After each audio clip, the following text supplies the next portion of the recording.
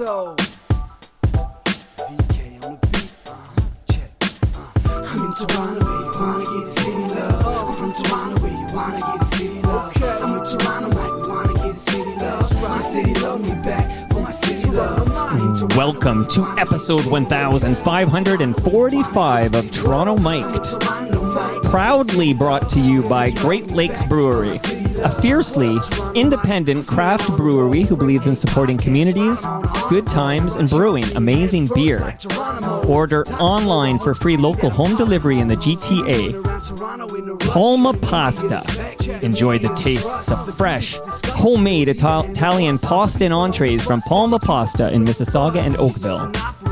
The Advantaged Investor Podcast from Raymond James Canada. Learn how to plan, invest, and live smarter with the Raymond James The Advantaged Investor Podcast. RecycleMyElectronics.ca. Committing to our planet's future means properly recycling our electronics of the past. And Ridley Funeral Home, pillars of the community since 1921. Today, making her Toronto Mike debut, is Gemini award-winning journalist and author of the new book, At a Loss for Words, Conversation in the Age of Rage. It's Carol Off. Welcome, Carol. Hello, Mike. Nice to meet you. That was quite the introduction. Well, listen, only I bring out the big guns when Carol Off. Gemini Award. Where is that Gemini Award right now? Oh, it's sitting on a shelf just in range of when I do a Zoom call, you know. Oh, is that in the frame? I didn't intend that to be there. Yes, it's right there. Okay, now where are your husband's Geminis? He's got more than you. He's got many. It's not a more contest, but I also have him in my Zoom frame. I don't answer any questions about that. You know, people just Zoom with Carol Off and they see, 11 Geminis, Yes. And they're just going to make natural assumptions. Absolutely. What can I do about that? That's their assumptions. That's not deceiving. That's just, you're just... It's not fake news. If they ask you any follow-up questions, you'll be honest. I will. So, Carol, okay, today, I literally, now it's about 10:23, but a couple hours ago, I dropped my youngest off at school. And I noticed yesterday that I felt, and I haven't been in school since the 90s, but I felt this back-to-school anxiety. I'm wondering, do you feel this? Like, is this just a Mike thing? Or even if you're out of school, somehow the Labor Day, there's this back-to-school vibe? Yeah, I've been going back to school, back to work every Labor Day since I was 5, and maybe younger. And I have to say, when I finally left the CBC 2 years ago, the thing I thought about most was that when it came to Labor Day or the day after Labor Day, I was not going to have to be anywhere, and that was the most exciting possibility for me. But are you teaching at Western? I did a semester last year based on the words. Yeah. They were interested in that. So I did that with the kids. Yeah. Okay, that was Endangered Words, and that was at Western School for Advanced Studies in the Arts and Humanities. And that was all about your new book. So we're going to get into it, but I had a copy, and now I have like a hardcover copy, and I'm promised you're going to sign this before you disappear after this chat. But this is called At a Loss for Words, Conversation in an Age of Rage. And we're going to totally get into it. But because it's your Toronto Mike debut, I got a song for us.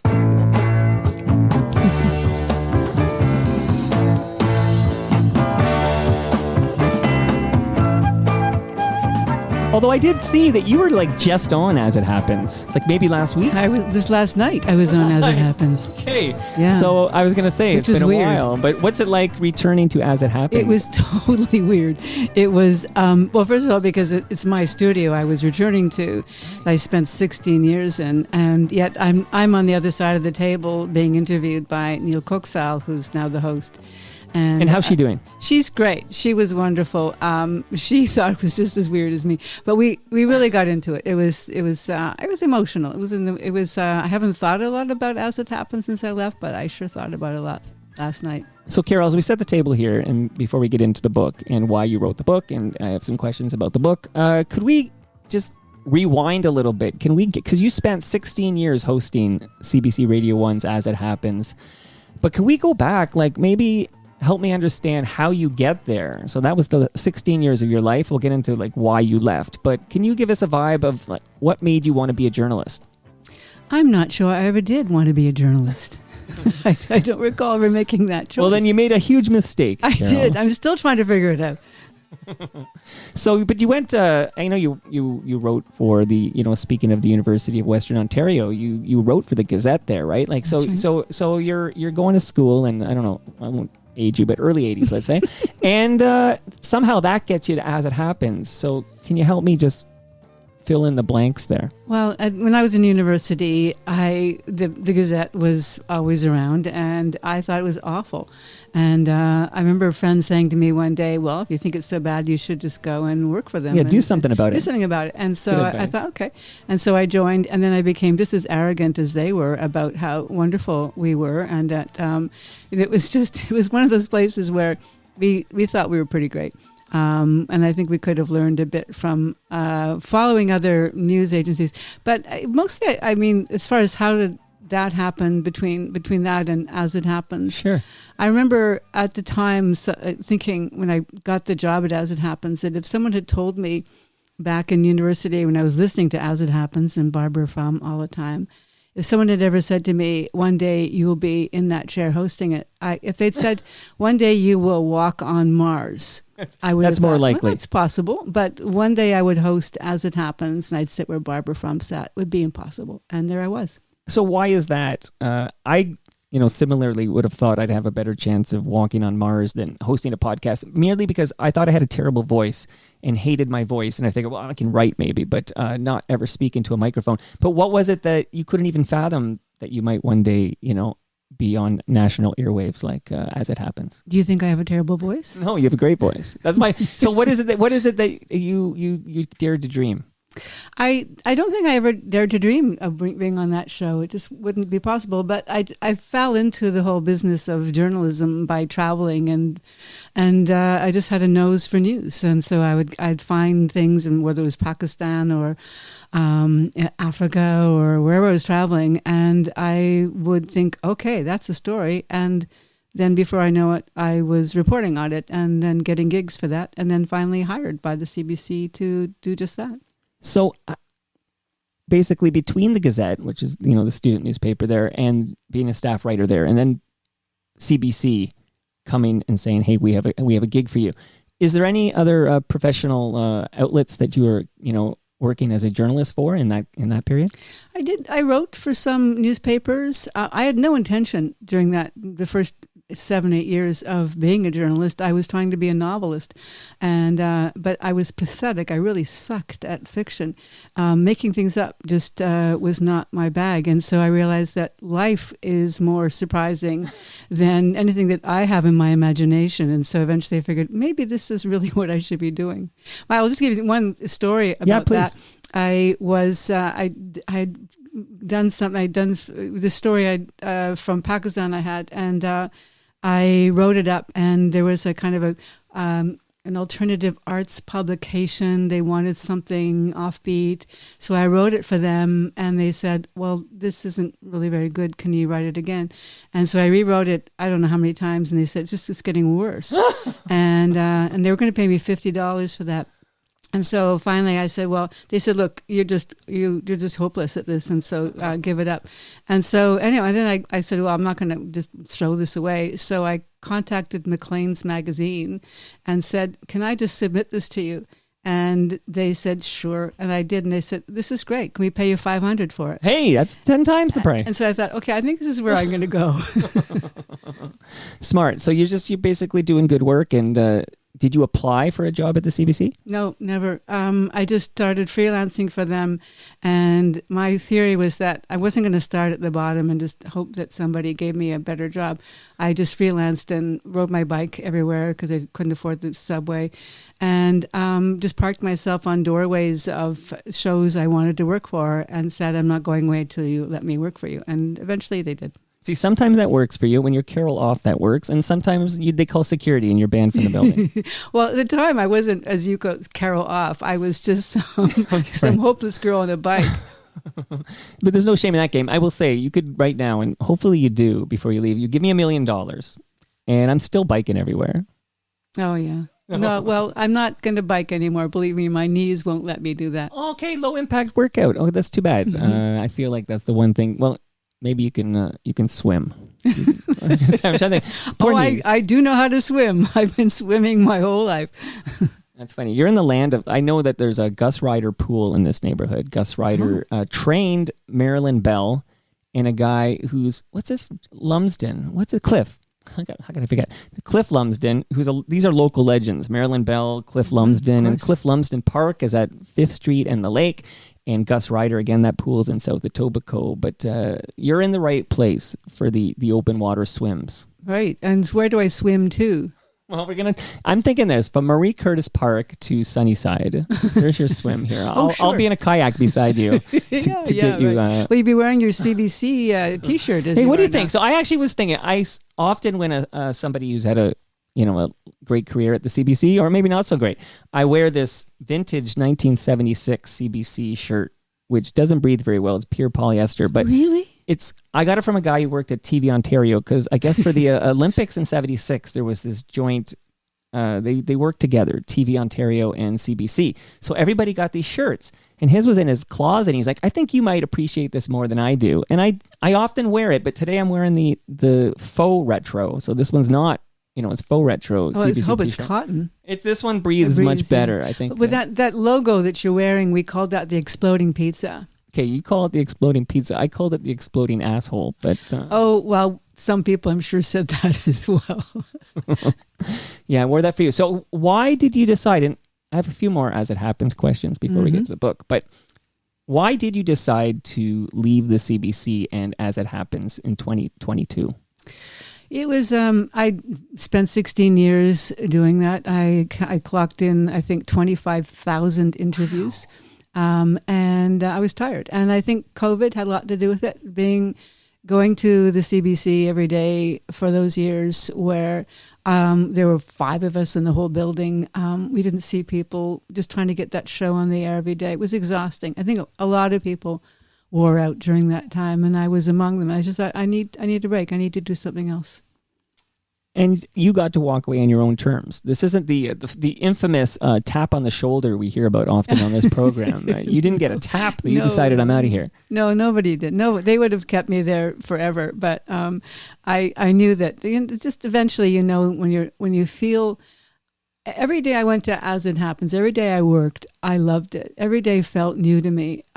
Every story we did felt fresh. I just climbed inside every interview and found something that I didn't know was there. And then I was getting at the end of it where I didn't feel that way. I felt I was repeating myself. I wasn't as curious, and that scared me, because my whole life curiosity is key to my existence, and I felt my curiosity waning. And that's when it felt like a job, right? Like that's when it transitions. I totally relate. Like I think, and again, this is not the CBC. You might have noticed this is not quite the CBC, but I feel like the moment I'm not excited that Carol Off is going to be at the door and we're going to chat about As It Happens in her new book. Like if I'm not into that, now it's a job, and maybe I should do something I have more passion for. Yeah, and that's the book itself. The idea for it started kicking around in I just couldn't get it out of my head for the last few years that I was at CBC, and just thinking about how language was breaking down, how angry people were, how adversarial conversations became. I'm an aggressive interviewer. I just I take no prisoners kind of questions, and people knew that. They knew that they were going to have that when they talked to me, and they respected it because we both had a job to do. But I started finding that it was just not that anymore. People were just, not only did they hate you, they hated the questions, they hated everything about what you represented. And I just felt this, I was shocked at how quickly the conversation, the social conversation was breaking down. And I thought, if I'm going to do anything, I'm going to write a book warning about where this goes. Was there any correlation? I'm just naturally curious. Was there correlation in this lost art of civil conversation coinciding with the election of Donald Trump in 2016? I think it started happening before that. I found that during the years of Stephen Harper's government, it was increasingly antagonistic to talk to anybody. And I'd never encountered that before. I'd interviewed everyone in Brian Mulroney's government. I'd interviewed many conservatives, many people in different parties, Republicans. And even if we didn't agree, they didn't like the questions, they knew we both had a job to do. And there was a respect, a kind of mutual respect that we're both trying to get something across to the public. And then I started finding that wasn't the case, that there was just this antagonism, and it was wearing. And so you couldn't get answers, you couldn't get the truth, you couldn't challenge anybody without it becoming a struggle. And I started finding that even before Donald Trump. Donald Trump just sort of caught the zeitgeist of that rather than create it. And he didn't create this breakdown in our civil society. He rode on it. He rode on the coattails of that and became its champion. Okay, more on this, but at what point in your career, so many years at the CBC, and as you can tell by the T-shirt, I'm a CBC fan here. I consume a lot of CBC and have for decades. But when did you start to realize, on the far right, they're making us to be the enemy? Like, they're making us to be the bad guys. Like, when did you start to notice that seeping in? Well, it wasn't just CBC.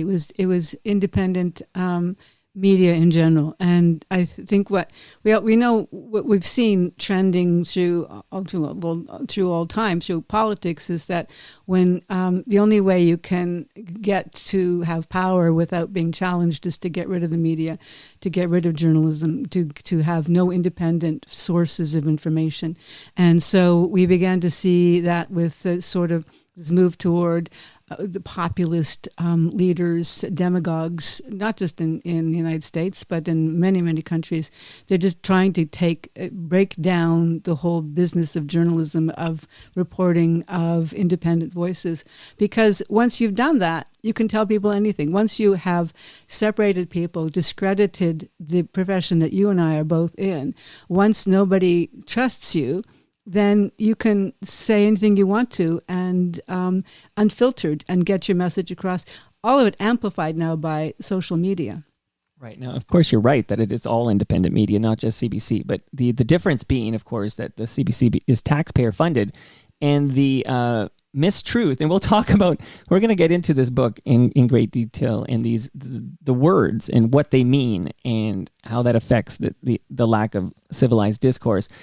But the CBC funded by the government, the lies that come out of the far right is that there's political interference, like that the Trudeau government, for example, would have some kind of editorial rights, some kind of interference. But when did you start? Was that always in place? I mean, Harper was in government for like a decade. And I don't remember hearing anybody suggesting that Harper was influencing the reports we would hear on CBC. Well, I don't think it's got really anything to do with what they perceived was going on with the CBC. It was the idea that the CBC was effective, and all independent media that's effective is going to be in a target for people who want to have exclusive dibs on the public and not have anybody asking questions, challenging them. So I think that the degree to which you are effective is the degree to which you are attacked by by demagoguery, by those who say we need to get rid of you because the public is listening to you. And I think the CBC was effective. And first of all, the CBC is not the only, because it's not funded by government, it's funded by the public. There's a difference. Correct. And plus, in addition to that, much media is funded, gets grants, gets tax breaks, gets funding. In fact, CTV, if you added it all up, probably gets as much as the CBC because it's supported. And that's really important in this country because we're up against multinational corporations now who are putting out the social media platforms where they're antagonistic to the truth, not just that they don't publish the truth.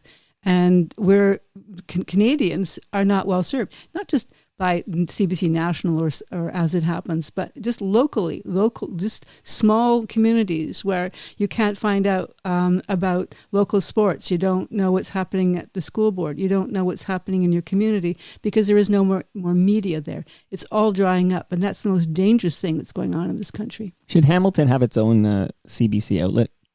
I think that, yes, I can't think of a community that shouldn't have, and not just CBC. Hamilton deserves to have a lot more independent media, a lot more voices and diversity, not just CBC. But when you talk about what no one ever says that you're being biased in favor of the Conservatives. I know for a fact that people who are reporting for Post Media are told you cannot say anything good about Trudeau. You have to. It's the editorial policy of Post Media. Well, I think it was Canada Land that leaked the memos where it was in ink. You could read sort of this is how we're going to get the progressive Conservatives elected in this province. Yeah, and so you have a situation where you have an entire media landscape that is dedicated to getting rid of a political party, a government.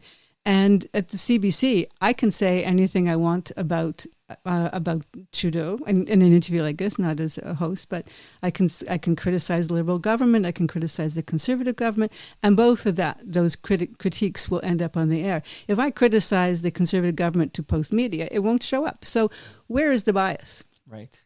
Very interesting. Now, just to put a bow on As It Happens, so we can focus primarily on the book here. I heard you say 25,000 interviews. Yeah.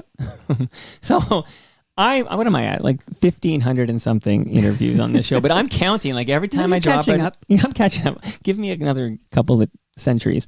But every time I drop an episode, it gets its own number. Like I have a system where it's very easy. Like, so did you have like a sort of like an umpire in baseball? You're clicking this timer thing every time you clock another interview? I just, during those last years when I was wondering why I was so worn down and why I wasn't curious anymore, I just sat down once and I just counted the numbers of interviews we did in an average day and an average week and then in an average year.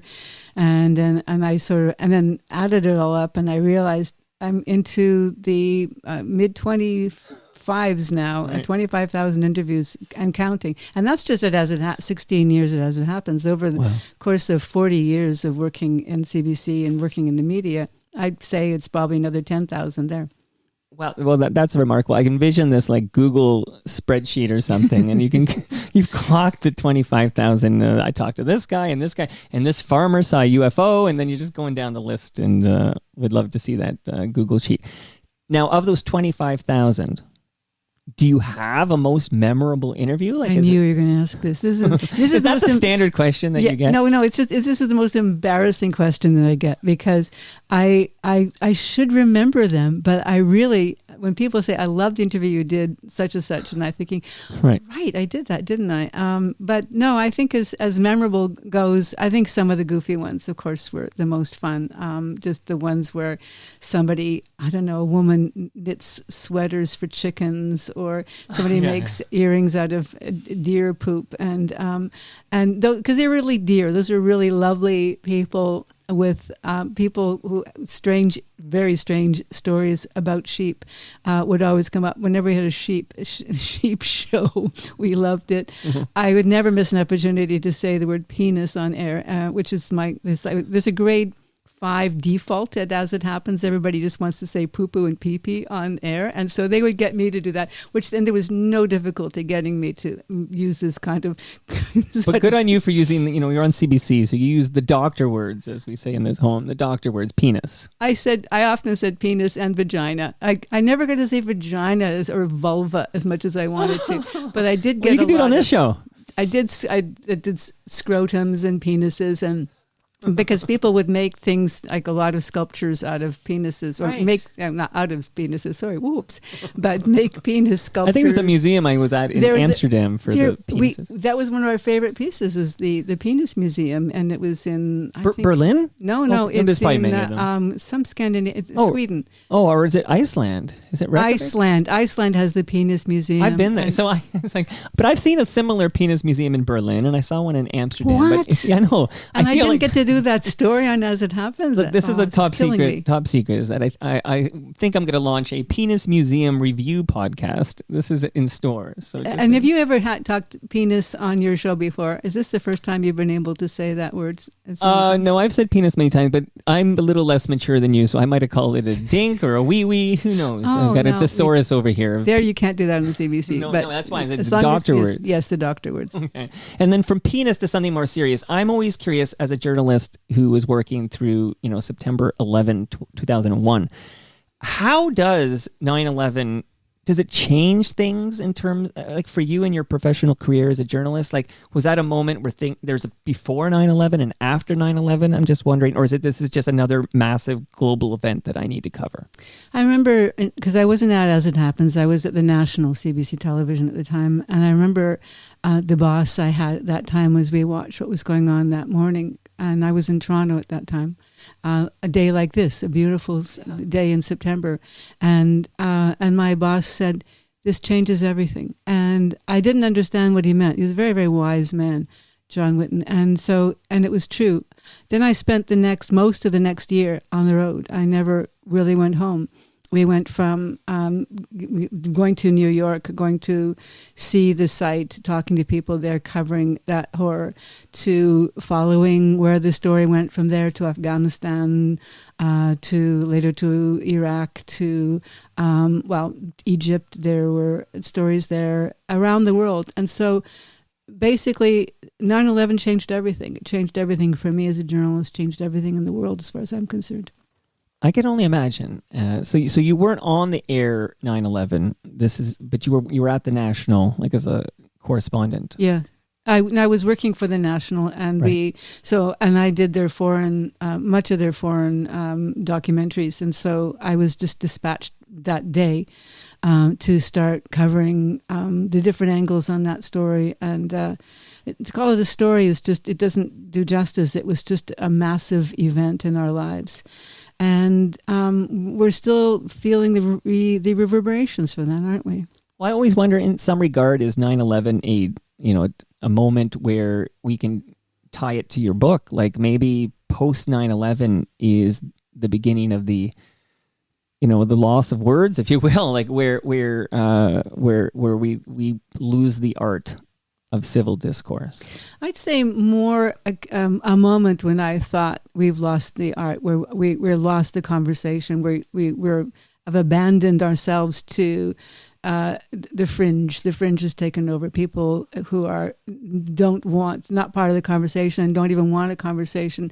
I think it was January 6th when when those Trump followers, the MAGA supporters, stormed the Capitol in Washington. Watching that day, that to me was the moment when I truly felt that we had lost the plot as a civil society, and that this made sense to too many people, that this is what you should do, that you should actually storm this building, trash it, look for people to kill, go door to door in offices and to have the person who was still the president at that point egging you on to say, look for him, look for the vice president, a gallows, a makeshift gallows built outside ready to hang Mike Pence.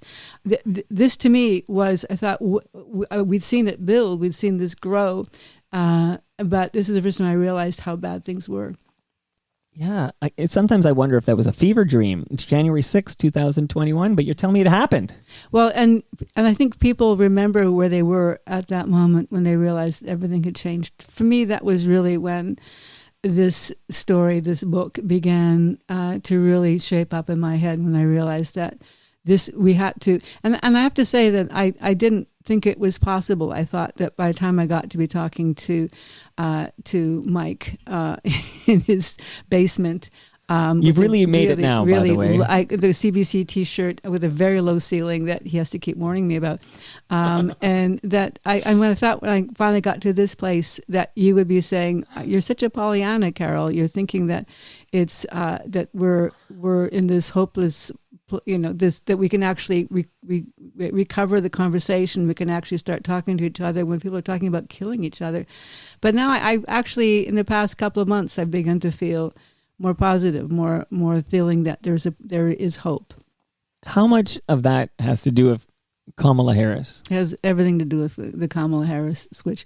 Not because I don't know if she will win. I don't know if she'll be a good president if she does win.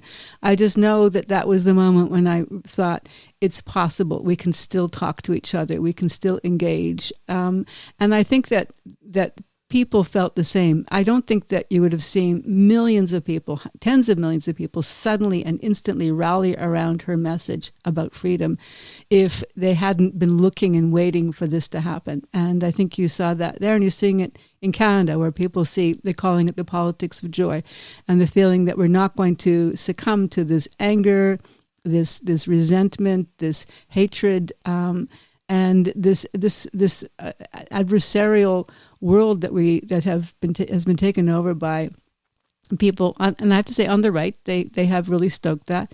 I felt that we've recovered the ability to talk to each other. Okay, so the storming of the U.S. Capitol, that's January 2021, but in 2022, the Freedom Convoy, and this is when thousands of demonstrators occupied downtown Ottawa to protest COVID-19 restrictions. Is this yet, again, I'm thinking now specifically, I opened this show with a little Janis Joplin. Okay, she's saying freedom's just another word for nothing left to lose. Just because I'm thinking of that being one of your words. So here, let's set the table by telling the people that the new book, which I'm holding in my hand and is available now, like today, right? Today's the day? Mm-hmm. Exciting. Congratulations. Thank you. That's exciting. This is my first interview today, too. Is that right? So this is great, yeah. Okay, you're starting in the big leagues here. It's all downhill from here, Carol. But this book is called At a Loss for Words, Conversation in an Age of Rage.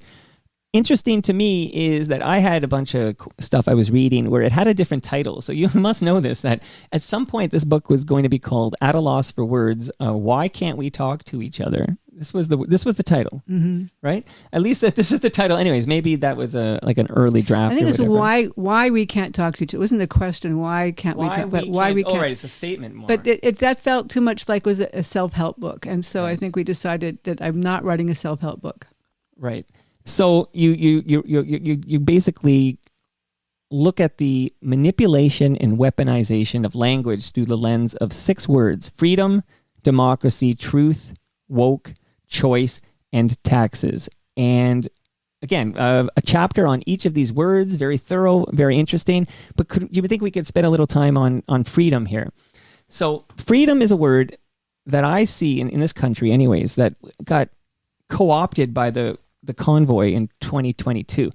By the way, Carol, I also feel they took our flag. So I remember in 2022, I would see a Canadian flag, and I always felt very pride seeing a Canadian flag. Born and raised in Canada, very proud of this country for the most part. But I would see the flag in 2022, and I'd feel like almost this feeling of like, ooh, like it's almost like you're seeing a F. Trudeau flag, or you're seeing some kind of a Well, it's usually on the same vehicle, right?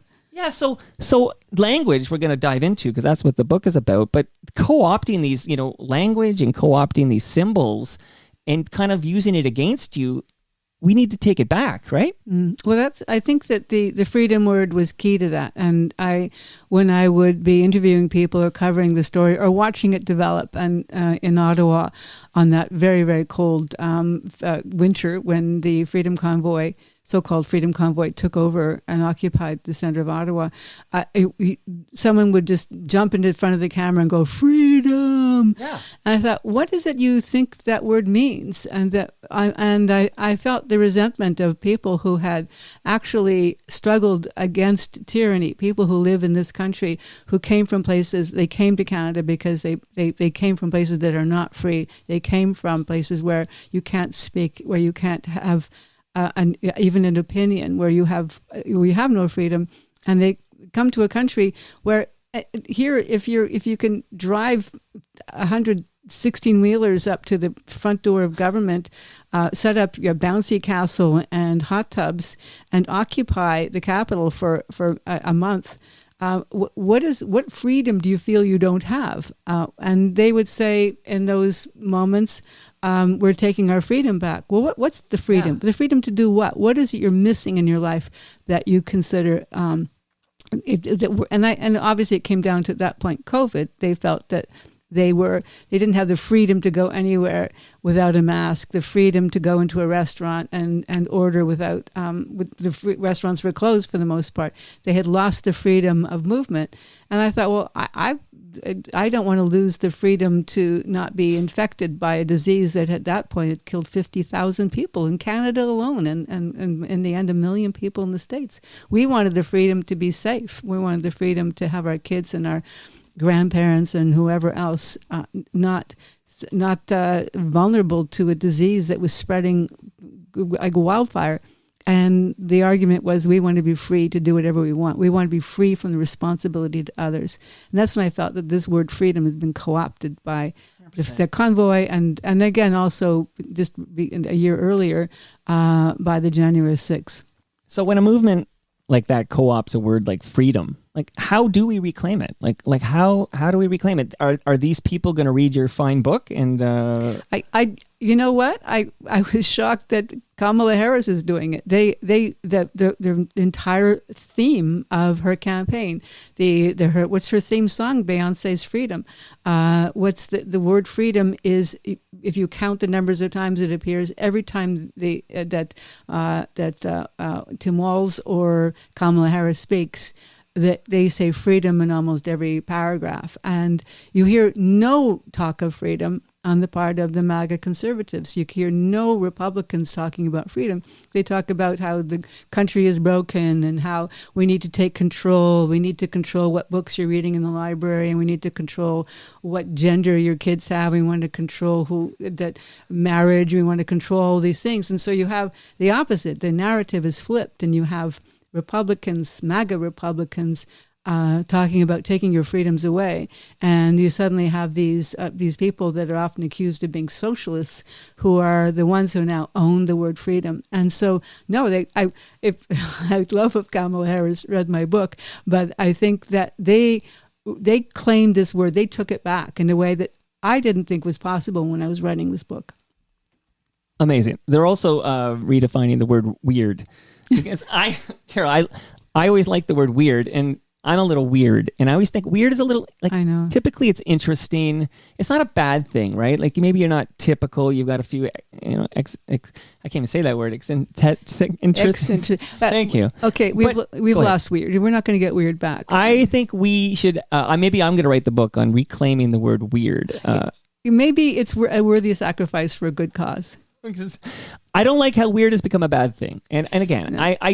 I hope, I'll be honest, I hope Kamala beats Donald Trump. I would like to get rid of Donald Trump. I heard him say the other day, you touched on this, but I heard him say, maybe it was yesterday, it was on social media, your kids are going to school, and then the teachers are putting them into surgery for like gender reassignment or something. And they come back, the kids come home having had surgery and lost their body, right. And now they have a different gender. They won't walk my kid to a park a block away until I sign like in triplicate. It's how anyone believes this, but they do. They actually believe this is what happens. That I've heard interviews, I've heard streeters at MAGA conventions where people say absolutely astonishing things, and you can't think. Honestly, that's not happening. It's not true. It didn't. But this another one that they say is that a woman can have an abortion of a newborn baby. The baby's born, right? Which is no longer an abortion. It's murder, right? It's murder. And that women are doing that all over the States. They're killing their babies. And so you go, okay, give me one. And there's someone online who's actually on Twitter saying that he will pay $10,000 to anyone who can come up with a single name of that happening. And but Donald Trump says that everywhere he goes, that women are killing their babies. They're aborting their babies after they're born. And I've heard streeters who people think that's true. And it's up to, people like you to help us, at least the start, I guess, towards civilized conversation is if we can all agree on the meanings of these words and the words that you focus on. Again, freedom, democracy, truth, woke, that's another one I like to talk about, choice, and taxes. Like some of these words have been co-opted and their meanings changed, but if we can all agree on what they mean, then we can have a civilized discourse. I personally am happy to talk to, somebody in my friend circle is a big Pierre Poilievre fan. We're going to get back to him in a minute. I am more than happy to have a conversation. It's like you're not dead to me, and I would like to chat with you about it, but civilized discourse. Well, I think that's what the biggest problem is that we can't have these conversations because the fringe, the people, the extremists, the ideologues have taken over the conversation. I think that there is a frustrated middle. There's a whole bunch of us in the middle, like you and me probably, who can listen to either side, would like to hear both sides, Sure. like to hear your argument, Absolutely. like to hear what you, but not to have the conversation shut down because you just won't listen. And I don't think it's just a matter of being able to say what you want to say with freedom, and it's a matter of listening to others, really listening to what others are saying, and that has stopped. Both the conversation on both ends has stopped, and yeah, I think that we need to be able to have that. We need to be able to open that conversation again. Absolutely. Now, before we get any further, Carol, because this is not the CBC, and I've heard this complaint, guests come over and they're like, when I do the CBC, it's a good conversation, and then I leave empty-handed. But Carol, could I give you some gifts for making the trek here? And I'm honored to have you here. Been a long time listener. Now you're an FOTM. That means friend of Toronto Mike. Do you, Carol, enjoy Italian food? Yes, actually. Okay, good. I appreciate the honesty. Good. I was wondering about this pizza that was sitting, palmapasta.com that's sitting in front of me. I'm now you. to respond to that, right? But there's a green thing sitting on top. Okay, I haven't got my multiple glasses gifts coming your way. So the green thing is a measuring tape, and that is courtesy of Ridley Funeral Home. We shout out Ridley Funeral Home on this program. Pillars of the community. You never know when you have to measure something. So now you have measuring tape from Ridley Funeral Home. Can I measure how long this interview's been? Go ahead. Okay, you can measure anything you like. Seemed really... There it goes. It works. The pizza is actually going to be a lasagna, and it is in my freezer right now. The box is empty. This is an So empty box. before you leave, a lasagna will be in that beautiful red box, and you'll have delicious palma pasta lasagna. Oh, I got a mug from As It Happens. Okay, a mug. I would like an As It Happens mug. I'd put it in the If I had known, I would have brought, because I have so many now, and I could have brought you the one I've got. Dun, dun, dun, dun, dun. That's the Mo Kaufman version. Yes. Yeah, it's great. It's fantastic. Okay. When I actually asked Ill Vibe, who's a local rapper producer, I said, hey, I need a theme song for this podcast I want to start. This is 12 years ago, I should tell you. And I said, yeah, I'm looking for like a modern, more hip-hoppy kind of As It Happens theme. Like that was literally what I asked for. I'm like, this is the song they use on As It Happens. I kind of dig that vibe. Hip-hop it up, do a few verses, and let's see what you come up with. And that's the Toronto Mike theme I've had for 12 years. That's lovely. Thank you. Fresh craft beer from Great Lakes Brewery. Okay, they brew that in Southern Etobicoke here. It's not chilled. No, it's not chilled, but stick that in the fridge and enjoy it. And by the way, what neighborhood, you don't have to dox yourself, but what neighborhood do you call home? Toronto.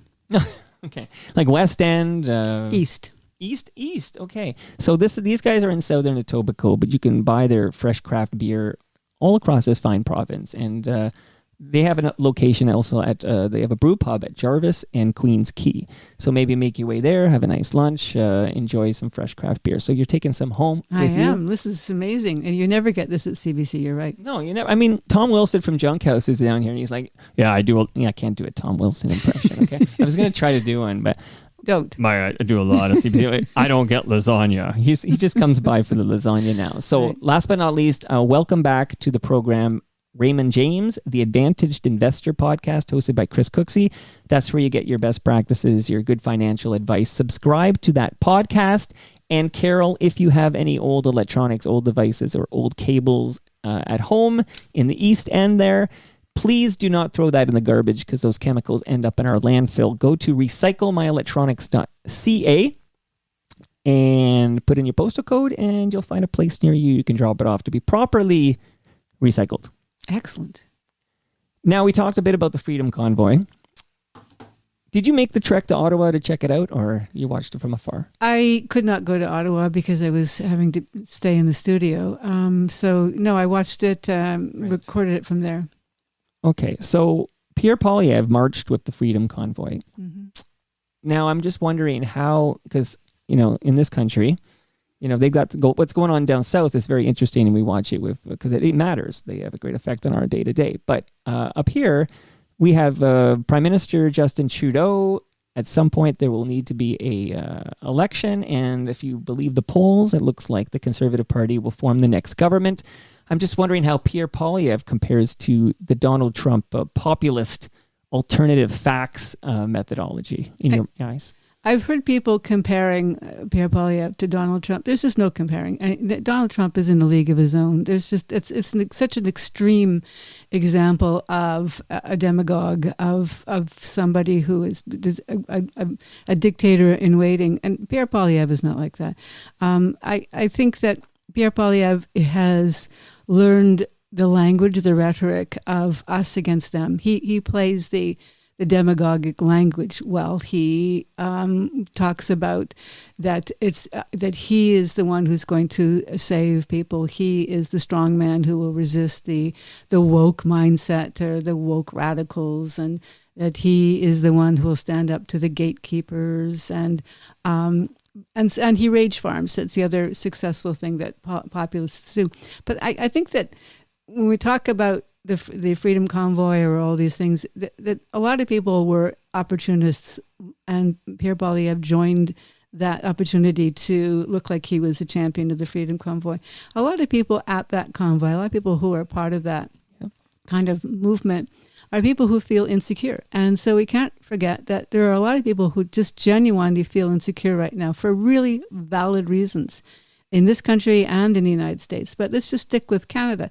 And I think what Pierre Poilievre does is that he plays on people's insecurities. He amplifies them. He says, I'm going to save you from that. On the other hand, what I hear from the Liberals is that they basically ignore your insecurities. And so I think that we're failed. We have, and the Liberals say, well, look at the data. Look how well we're doing as a country. And all of it's true. On paper, Canada's doing really well. But that doesn't mean that you feel that security within your own life, within your house, within with the cost of living or the cost of groceries.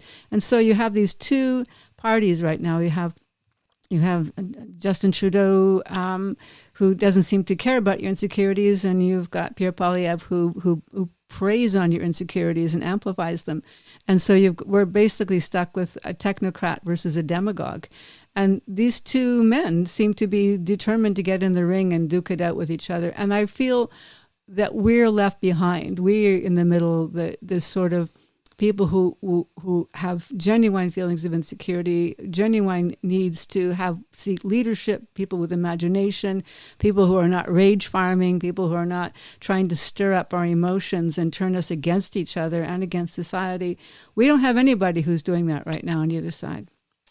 And there's something to be said about a governing party that simply reaches its best before date, like it expires. Like I feel like this happens, whether it be Mulroney's government or Chrétien's government or Harper's government, that the Liberals have been in power for, I guess it's been about it'll be 10 years by the time we probably have an election.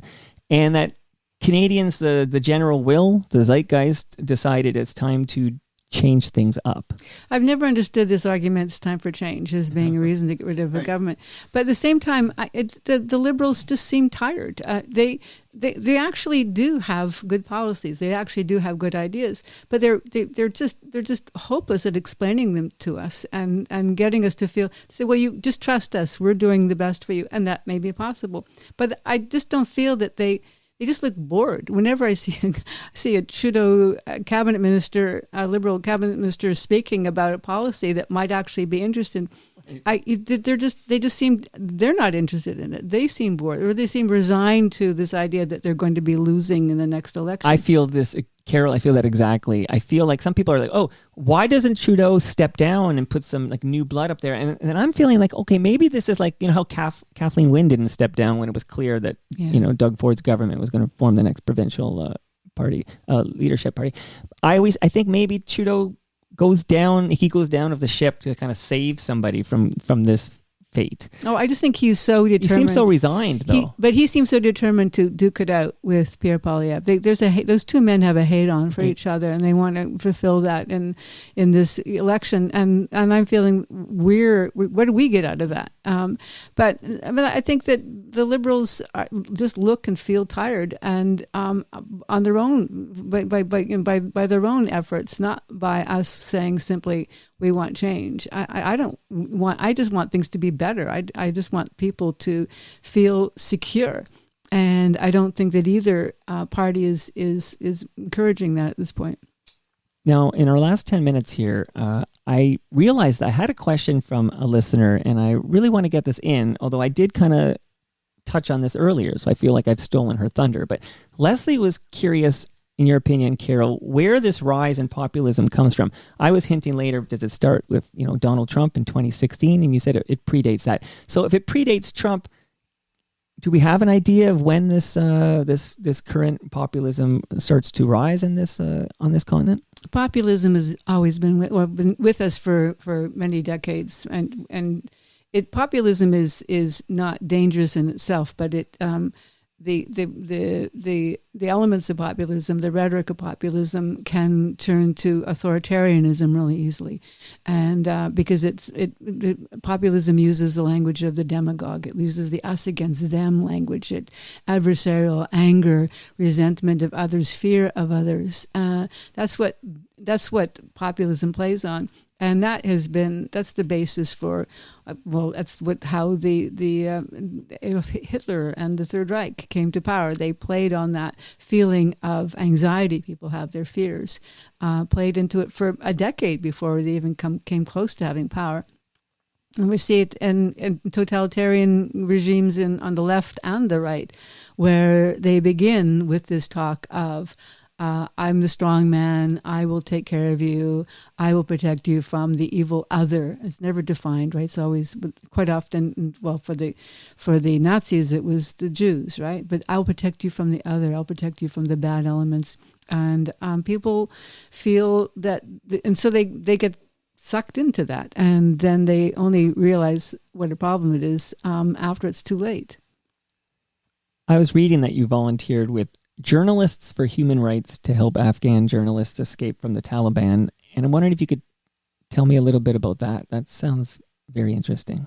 I spent a fair bit of time in Afghanistan, and I have many friends, journalists and friends from Afghanistan who are now here because they've had to flee the Taliban. And so when the Taliban retook Kabul just 3 years ago, I'm actually president of Canadian Journalists for Free Expression, but we joined with Journalists for Human Rights to rescue people as best we could. And it was just a crazy time of trying to get people out of that country before they disappeared. And we were somewhat successful, but not as much as I'd like to think we could have been. But good on you. That's amazing that you did that. Now, quick hits here. Any thoughts, Carol, on what's happening with global news these days? As a Chorus is, I'm just reading, they're in rough shape. I think there's a fire sale going on right now with any Chorus property you're interested in. They've been decimating global news as a result of these cost cutting. What are your thoughts on this? Well, CTV just did it. Bell Media did it before them, and CBC continues because it's publicly funded, but that, I think if you talk to anyone at the CBC, they just feel that that's going to be decimated as soon as Pierre Poilievre, who promises to dismantle the CBC, is in power. I think that the media landscape in Canada in general is in real trouble, and it's not just Global or Bell Globe Media or Bell Media or CBC or whatever. It's the thing that upsets me the most is that the small communities that are not served, and we're seeing a lot of small operators starting businesses. We see online newspapers. We see things like you doing interviews like this in your basement, and I think it's wonderful, but it's not enough, right? You can't. It's hard to support yourself, I'm sure. You have great advertisers, but it's really difficult to stay afloat. And so I can't speak to what I think Global is going to do, but it's just an example of of lots of media going in this direction because there's just no money in this. The money is being sucked out by the big tech platforms who are multinational corporations with absolutely no interest in telling you where the scores of the local teams are and what's happening at the university and what and reporting on the city council any city not named Toronto, Montreal, or Vancouver. Yeah. And so we're not. Believe me, Elon Musk is not going to. Doesn't care at all about your city council meetings. No one in Facebook, none of these organizations. And so you say, Facebook, you can get a Facebook page. Well, yeah, you can, but that's not the same thing as having somebody go down and report on it and tell you what's going on.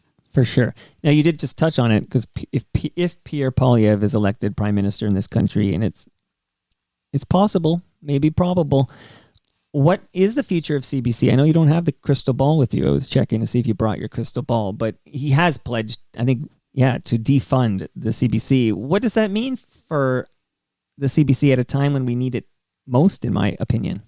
Well, it means that it's going to suffer. The only way that I think you can push back on what Pierre Poilievre says he's going to do is if the public says that they don't want that to happen. And so I worry that my colleagues and my friends at the CBC are dispirited. They feel that that they're facing the demise of this amazing institution that has existed for decades and has been been the lifeblood of people's homes and of their knowledge and information and their connection with each other from coast to coast to coast, et cetera, and that the public is sort of feeling, well, I guess there's nothing we can do. We can't stop this.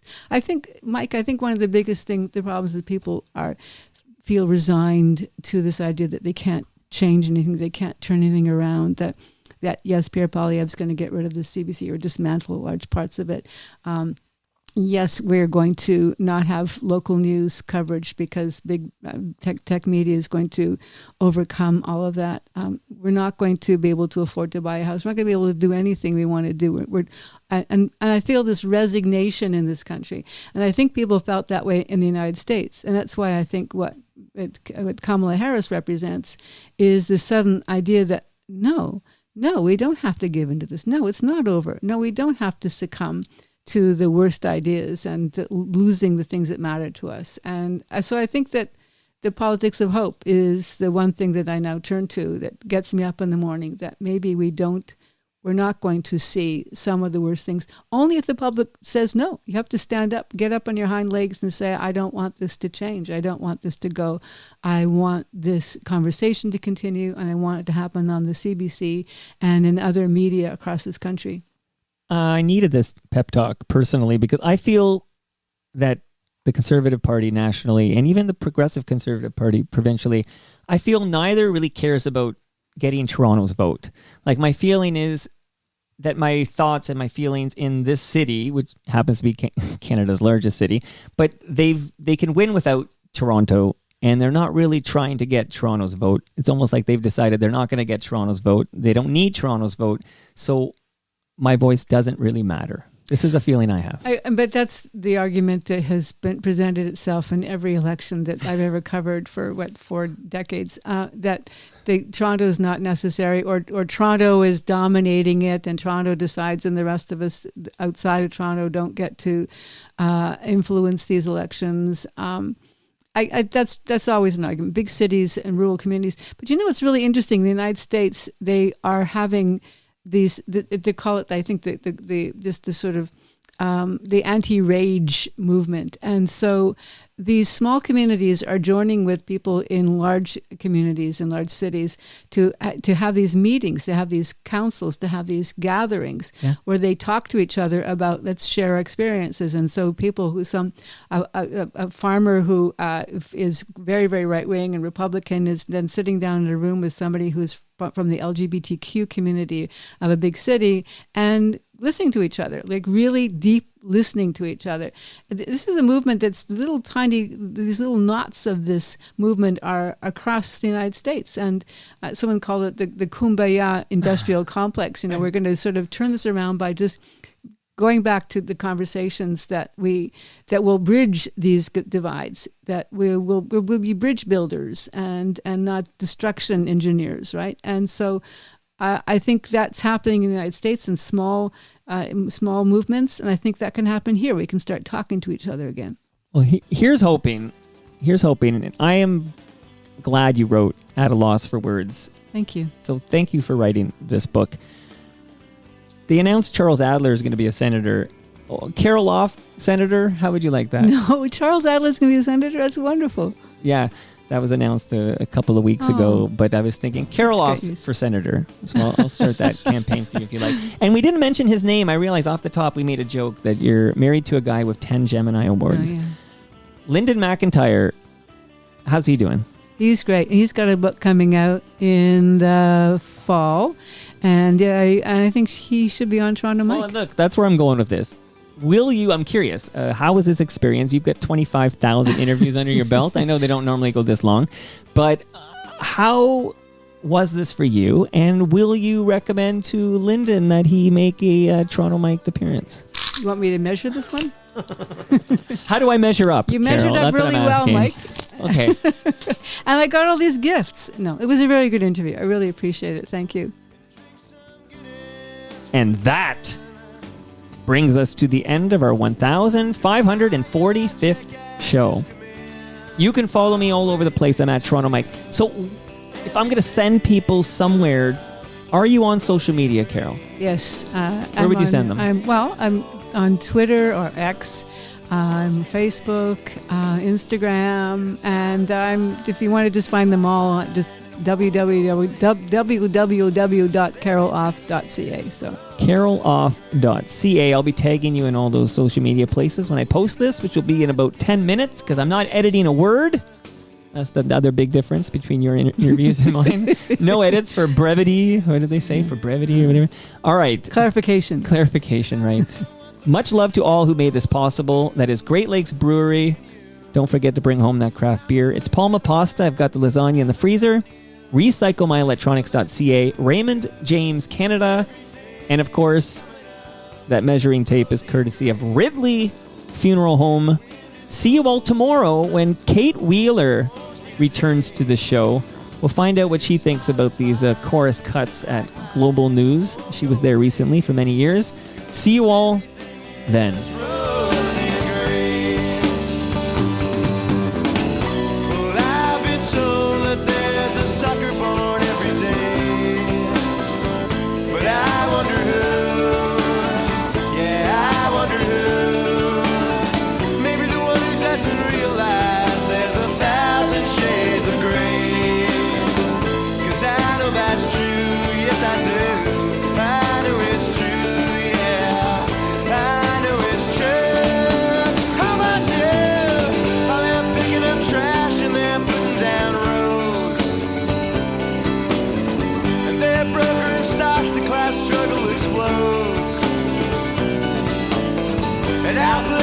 Massage is the best that I can.